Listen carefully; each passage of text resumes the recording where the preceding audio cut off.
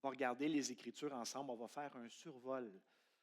On va parler de justice et puis on va faire le survol euh, du livre d'Amos. Il y a beaucoup, beaucoup de choses à dire du livre d'Amos.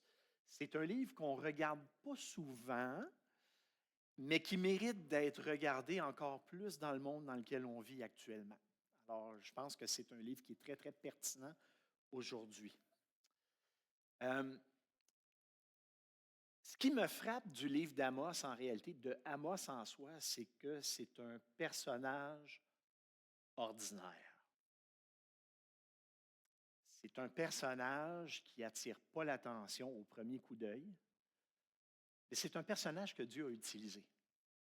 Et il y a des gens comme ça qui ont l'air de rien, que Dieu utilise ou qui sont appelés à faire des choses exceptionnelles. Ce n'est pas que ces gens-là sont exceptionnels, c'est qu'ils sont appelés à exercer un ministère ou une œuvre exceptionnelle. Et on les découvre souvent à la fin de leur vie. Je vous donne quelques exemples et on regarde quelques. C'est des exemples historiques. J'ai pris des exemples qui frappent l'imaginaire. Je pourrais aller à plus petite échelle, mais c'est des exemples que vous allez connaître probablement euh, de par leur nom. Mais avant d'aller plus loin, on va prier. On va se courber, on va prier.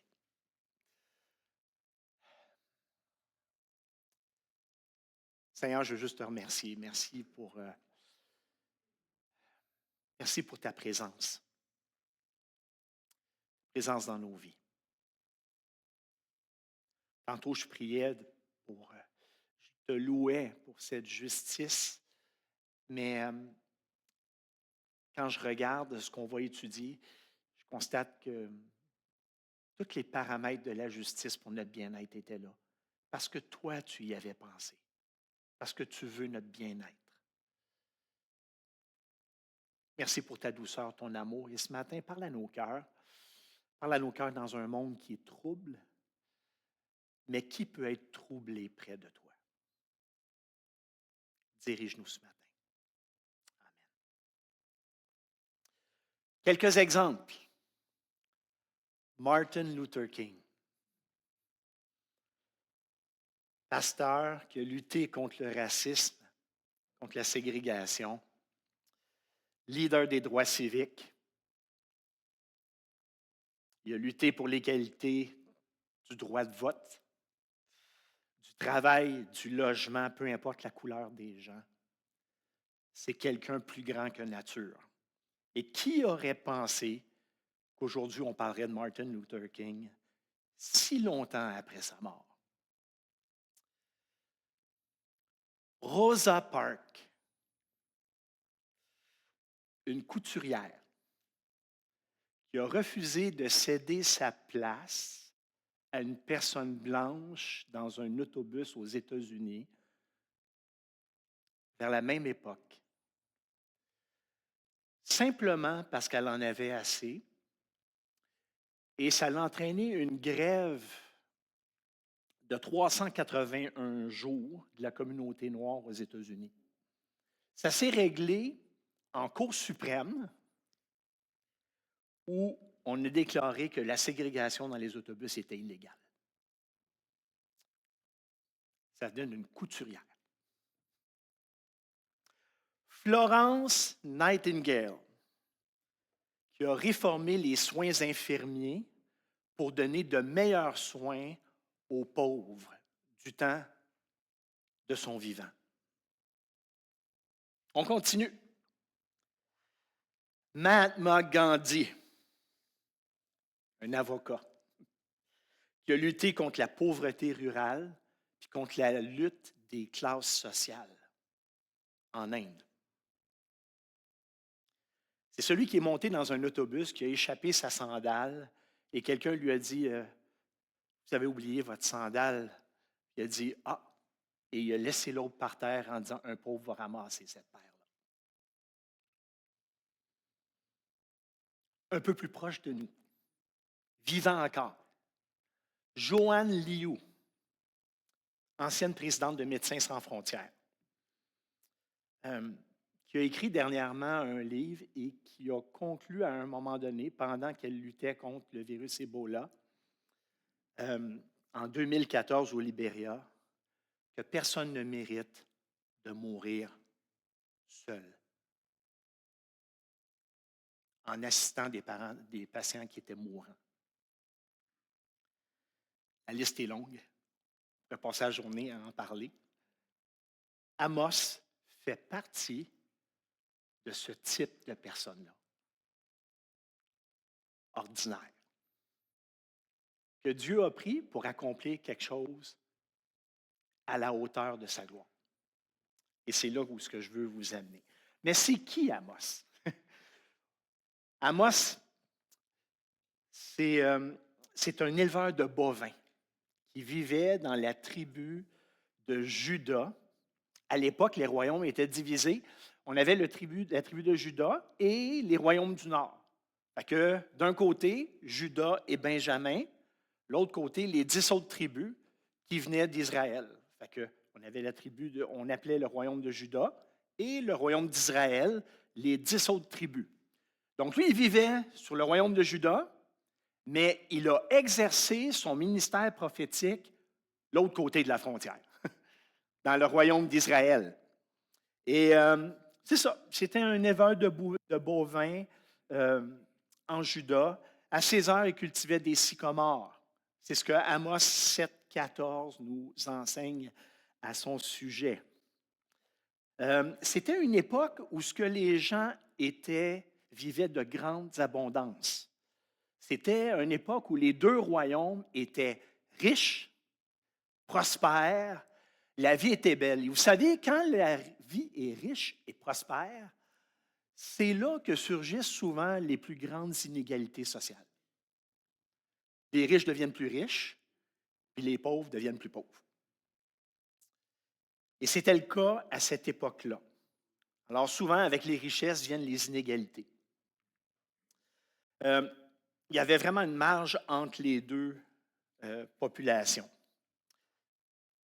Mais Dieu a pris Amos, que personne ne connaissait, puis il l'a fait traverser la frontière pour exercer un ministère.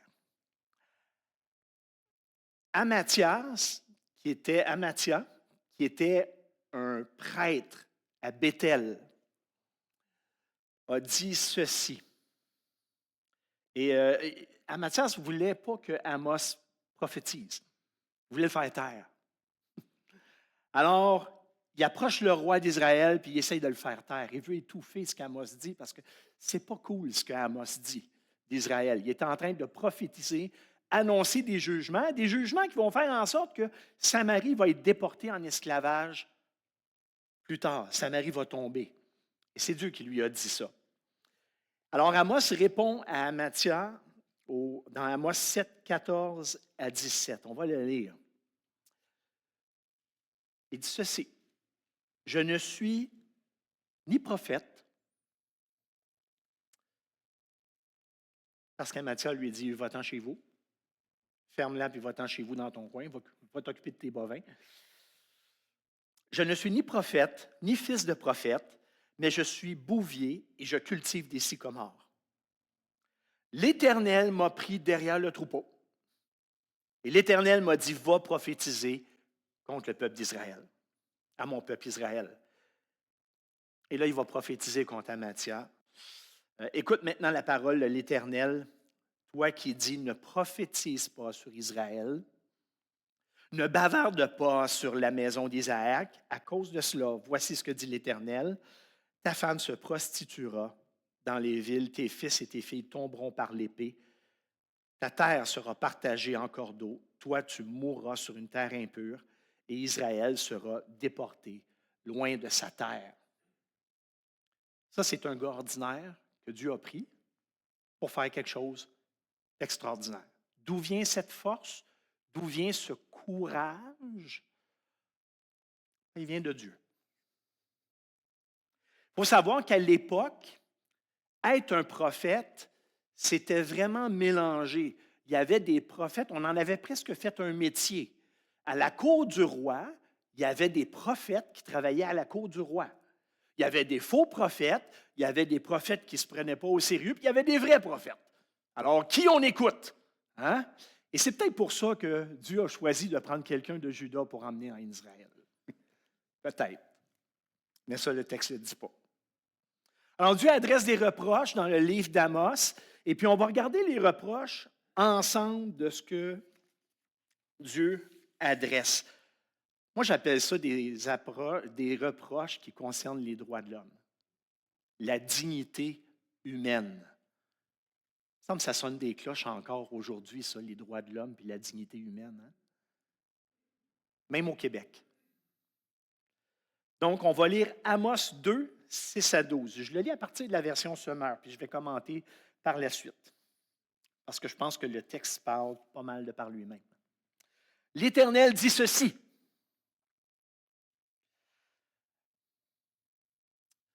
Israël a commis de nombreux crimes. Il a dépassé les limites. Voilà pourquoi je ne reviendrai pas sur l'arrêt que j'ai pris, car pour un pot de vin, ils vendent le juste et l'innocent, et l'indigent pour une paire de sandales. Ils piétinent la tête des démunis dans la poussière. Ils faussent le droit des pauvres. Le fils comme le père vont vers la même fille, c'est ainsi qu'ils m'outragent, moi qui suis saint. Près de chaque autel s'étendent sur des vêtements pris en gage, et dans le temple de leur Dieu, ils vont boire le vin que l'on a perçu comme une amende. Et là, on arrête là, on éliminait le pauvre. On ne le considérait pas. Tous les moyens étaient pris pour l'étouffer. Pourtant, au verset 9, jusqu'à 12, Dieu dit, « Hey, mais moi, est-ce que je ne me suis pas battu pour vous contre les Amoréens?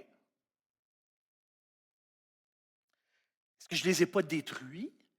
Est-ce que je ne vous ai pas fait sortir du pays d'Égypte? » Il me semble que ça ne vous sonne pas des cloches, ça, l'injustice. Ça ne vous rappelle pas quelque chose? Est-ce que l'histoire ne sert pas à ça? Je vous ai fait sortir. Verset 11, « J'ai choisi certains de vos fils pour être des prophètes et certains de vos jeunes gens pour m'être consacrés par vœu. N'en est-il pas ainsi, Israélites? L'Éternel le demande. Mais à ces hommes consacrés, vous avez fait boire du vin, et aux prophètes, vous avez ordonné de ne pas prophétiser. J'ai suscité des gens parmi vous, puis vous les avez corrompus. Vous les avez poussés à boire de l'alcool alors qu'ils avaient fait un vœu, et vous avez exercé une pression indue pour les empêcher de prophétiser, de parler en mon nom. Non seulement vous ne faites pas droit aux pauvres, non seulement vous ne prenez pas soin des pauvres, mais vous empêchez les prophètes que j'envoie de parler de la vérité.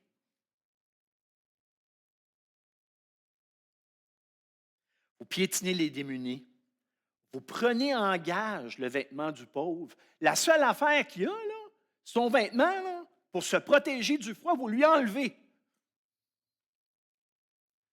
Vous opprimez le juste, vous achetez la justice.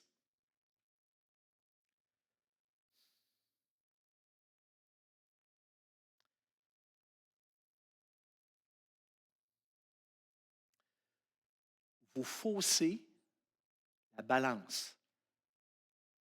Vous faussez la nourriture, le bien essentiel. On tourne dans Amos 8, 4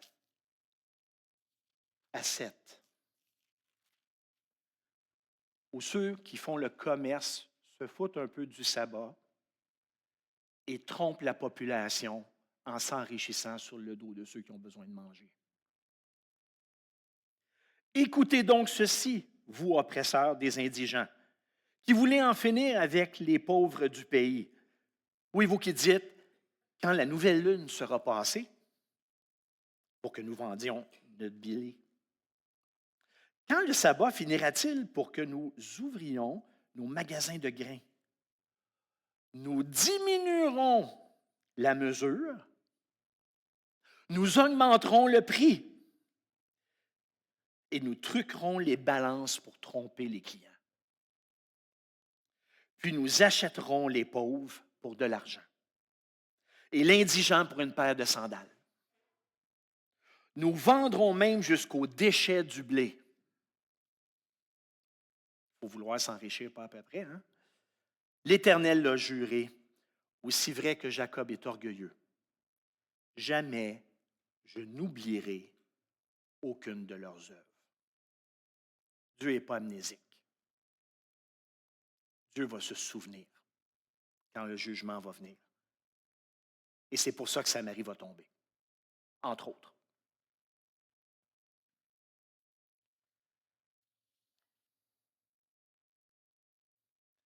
C'est intéressant parce que dans Amos 5,14, il y a une conclusion qui est tirée de la part d'Amos dans un monde qui ne va pas bien du tout. Et cette conclusion dit ceci.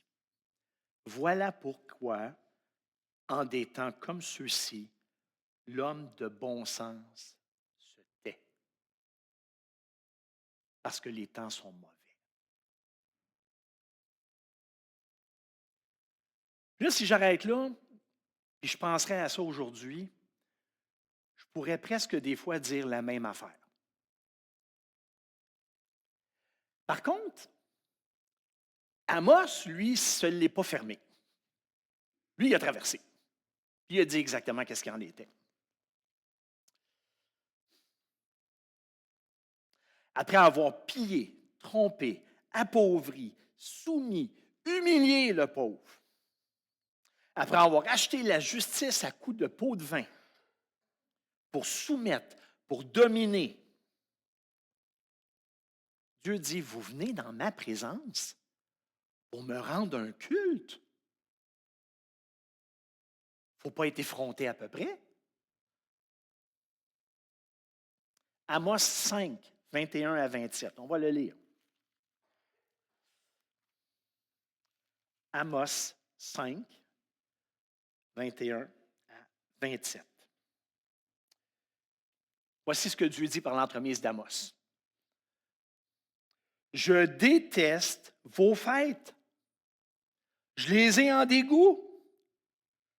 Je ne peux plus sentir vos rassemblements cultuels.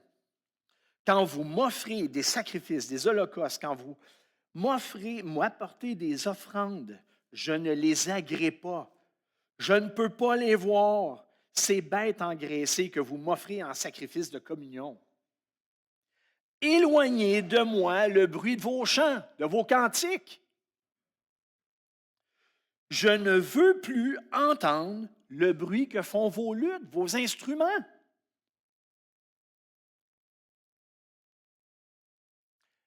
Il va réprimander Israël, mais il ne va pas en rester là. Il va plaider pour que la justice soit rétablie. Mais que le droit jaillisse comme une source d'eau. Que la justice coule comme un torrent intarissable. Une source d'eau, tu regardes, je ne sais pas si vous êtes allé souvent dans les Laurentides, des fois le long des routes, il y en a des sources d'eau et puis on voit l'eau couler et ça va tout seul, ça trouve son chemin tout seul. Et c'est constant. Ça ne l'arrête pas.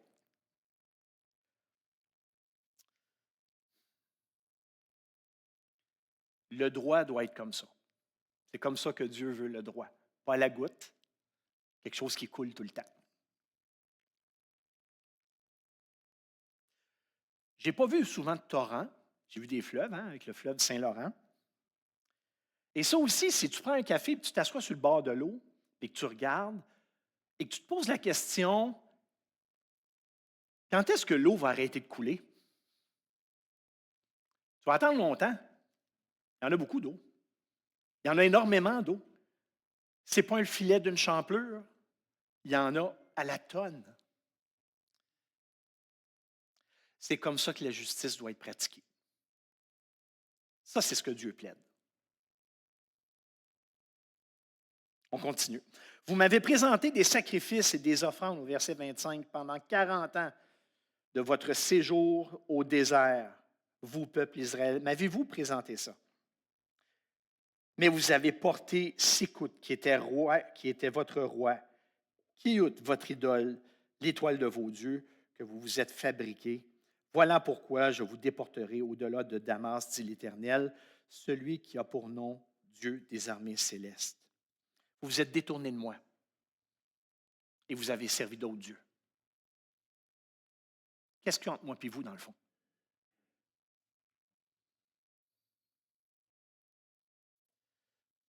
Autrement dit, vous ne pratiquez pas la justice que je conçois, avec laquelle je la conçois. Vos fêtes m'insultent. Où est l'attitude de votre cœur? Retournez à vos dieux et je vais vous exiler. Est-ce que Dieu a raison d'être en colère? Moi, je suis en colère, en tout cas. Et Dieu lui aussi. Et pourquoi Dieu est en colère? Et Dieu avait déjà établi des paramètres pour un monde juste. C'était déjà établi. Parce que Dieu nous aime, parce qu'il veut prendre soin de son peuple, parce qu'Israël devait être une lumière pour les nations. Le peuple de Dieu devait être une lumière où les autres peuples avoisinants, c'est ce que le Deutéronome enseigne, regarderaient Israël en disant « Ah, wow! Mais quel Dieu adorez-vous pour vivre de la sorte, pour que cette justice-là puisse prédominer? » De la sorte. Alors, voici quelques paramètres qu'on puisse regarder ensemble. Les juges avaient expressément été avisés d'être impartials dans leur jugement. C'est ça que le Deutéronome enseigne. Deutéronome 16, 18 à 20 dit ceci. « Tu établiras pour toi des juges et des magistrats dans toutes les villes que l'Éternel, ton Dieu, te donne, selon tes tribus. Ils jugeront le peuple avec justice. Tu ne porteras pas atteinte au droit. Tu n'auras pas égard à l'apparence des personnes et tu ne recevras pas de présents, car les présents aveuglent les yeux des sages et pervertissent les paroles justes. C'est bien la justice que tu devras suivre afin que tu vives et que tu prennes possession du pays que l'Éternel, ton Dieu, te donne. » Dieu exigeait une pratique commerciale intègre aussi. Deutéronome 25, 13 à 16. Tu n'auras pas dans ton sac deux sortes de poids, un gros et un petit. Tu n'auras pas dans ta maison deux sortes d'épha, un grand et un petit. Tu auras un poids exact et juste. Tu auras un épha exact et juste afin que tes jours se prolongent dans le territoire que l'Éternel, ton Dieu, te donne. Car quiconque agit ainsi, quiconque commet une fraude, est en horreur à l'Éternel. La terre promise était un don. La terre, c'est un don. Ce n'est pas juste un endroit pour mettre une maison. À l'époque, dans une société agricole, la terre, c'était plus qu'une maison. C'était un moyen de subsistance, une manière de vivre dignement. Et personne ne pouvait saisir la terre que Dieu avait donnée. C'est pour ça que les tribus se sont partagées le territoire en Canaan. C'était un cadeau pour une subsistance saine et juste. Les gens avaient le droit de vivre dignement. Lévitique 25, 39 à 42. Si ton frère devient pauvre près de toi, qu'il se vende à toi, tu ne lui imposeras pas le travail d'un esclave. Il sera chez toi comme un salarié, comme un résident temporaire. Il sera à ton service jusqu'à l'année du jubilé. Il sortira alors de chez toi, lui et ses fils, et il retournera dans son clan, dans la propriété de ses pères. Il n'a pas perdu sa propriété. il va retourner d'où il vient. Parce qu'il y a une période de temps où même s'il s'est vendu pour travailler, pour acheter sa dette, il va être libéré pour retourner. Car ce sont mes serviteurs que j'ai fait sortir d'Égypte. Ils ne seront pas vendus comme on vend des esclaves. Celui qui se vendait comme esclave afin d'acquitter sa dette, après un certain temps, la dette était acquittée et ne quittait pas les mains vides.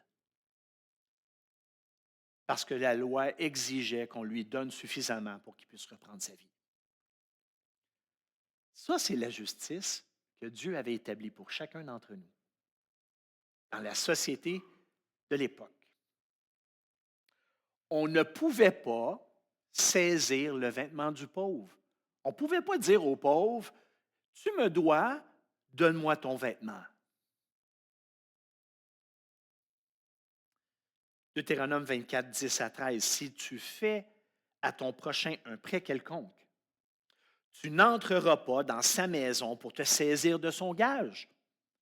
Tu resteras dehors et celui à qui tu fais le prêt t'apportera le gage dehors. Si cet homme est pauvre, tu ne te coucheras pas en retenant son gage. Tu lui rendras le gage au coucher du soleil afin qu'il couche dans son vêtement et qu'il te bénisse. Ce sera pour toi un acte de justice devant Dieu.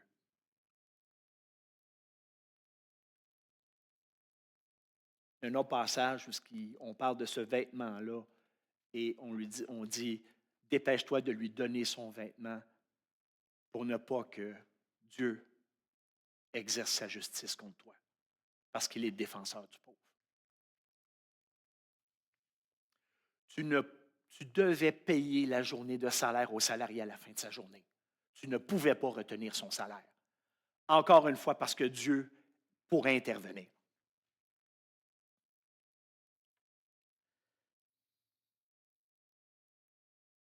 C'est à peu près tout ce qu'Israël n'a pas fait. Ce n'est pas étonnant que Dieu décide d'exercer sa justice. Maintenant, on regarde ça. Est-ce que le monde a changé? On est 2500 ans plus tard. Est-ce que le monde a changé? Pas vraiment. Aujourd'hui, on coupe les subventions pour l'aide à la toxicomanie. On vide les poches du secteur communautaire. Les produits de première nécessité n'arrêtent pas d'augmenter sans qu'on sache réellement qui est responsable. On ne sait pas. Peut-être qu'ils sont tous responsables, ça non plus, on ne sait pas. Même le gouvernement ne sait pas. Un nouveau terme est né il y a quelques années, la réduflation. Hein? On baisse le poids pour le même prix, mais ce n'est pas ça, jouer avec la balance. On met dehors celui qui a de la difficulté à se loger. Pas plus tard que cette semaine, il y avait un reportage.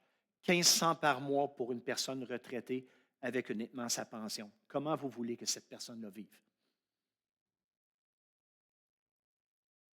Pourtant, il n'y a personne qui intervient. Celui qui a besoin d'un prêt, on s'occupe de l'égorger. Cet automne, la ville de Montréal a détruit un campement d'itinérants et a tout jeté leur avoir. Et la ville a conclu que c'était une erreur. Ça se peut que ce soit une erreur, effectivement. Ça arrive. Mais on a jeté une ville. C'est comme passer au feu pour eux autres. Des résidents apportent aux sans-abri des repas dans ces campements-là parce que même eux considèrent que ce n'est pas normal de vivre de même. Israël devait servir d'ambassadeur pour les nations, représentant d'un royaume juste, d'un royaume équitable, d'un royaume où Dieu aime, qu'il exerce la justice et la grâce d'une manière exceptionnelle. Ils ont manqué leur coup. Est-ce que les temps ont changé?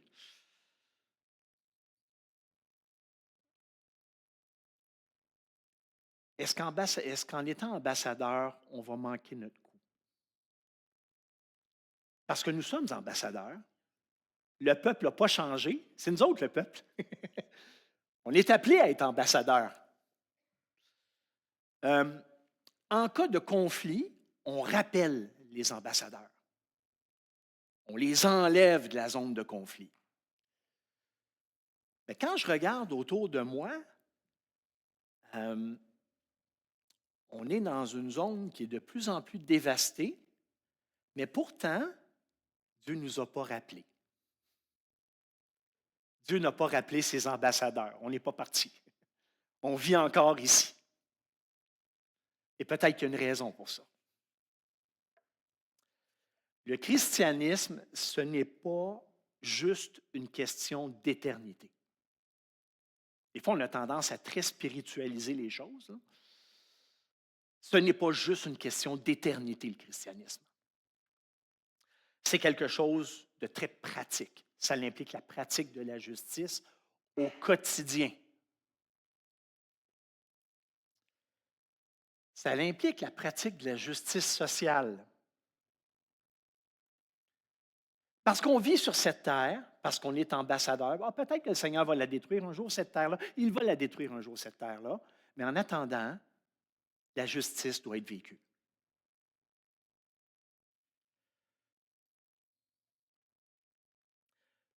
Comment est-ce que je peux influencer mon environnement au quotidien pour que la justice de Dieu puisse briller un peu plus autour de moi?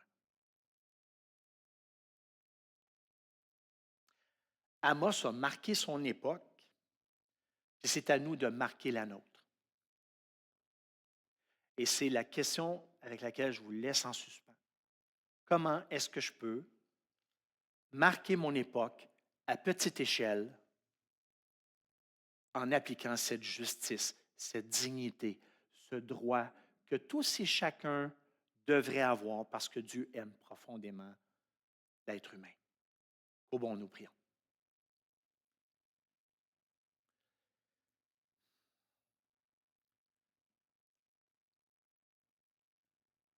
Seigneur, tu avais établi déjà dès le départ une manière juste de vivre, une manière juste de voir au bien-être de ton peuple et que ça puisse rayonner autour. Ce n'est pas juste une question d'éternité. D'ailleurs, toi-même, tu t'es soucié de nous, de notre quotidien. Apprends-nous à refuser de durcir notre cœur, à garder notre cœur sensible à cette misère, pas pour la fuir, mais pour prendre soin, comme toi, tu avais prévu qu'on prenne soin. Aide-nous à briller, Seigneur, dans ce monde comme ambassadeurs jusqu'à ce que tu nous rappelles.